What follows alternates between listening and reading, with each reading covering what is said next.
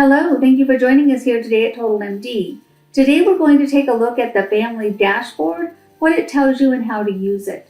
You can access the family dashboard by double-clicking on a patient and going to the view dashboard from this screen, or you can go to the ledger. From within the ledger, you can view the dashboard from there as well.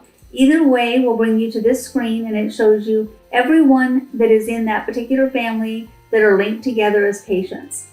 Underneath the family, you'll see 4 tabs. They each tell you something a little bit different. This first tab shows you the total balance by patient. You'll notice that John Davis doesn't actually show up on here because he has no charges.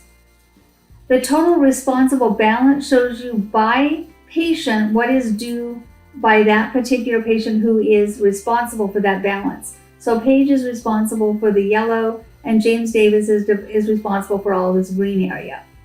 Under the aging, you'll get a really nice bar graph which shows you by patient or by family what is due and the aging on it. So this is the total family aging. If I select a patient only, it's going to show me by patient what is due. So if we look at Annie Davis, she's got quite a bit that is in 120 plus, the 90, the 60, the 30, and nothing in current.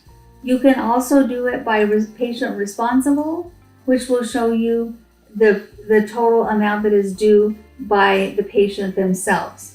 If you do it by statement date, it'll show you by the family what is due currently and what is overdue. On the procedure analysis tab, you can see by family or by patient what is the procedures that have been done for that particular patient.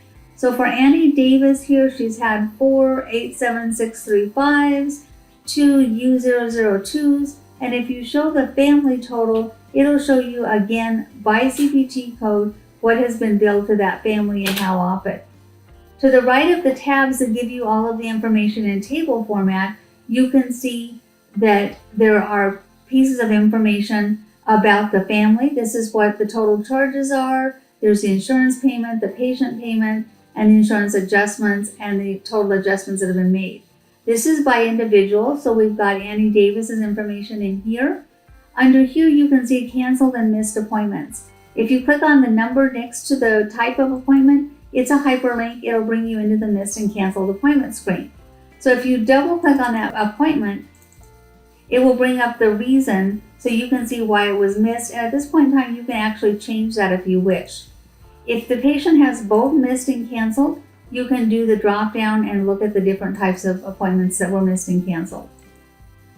Back to the left, if you click on the plus sign next to the patient, it will show you what is due in a very detailed format underneath them. You can see everything that is due for this particular patient and the dates that it was actually put into the system.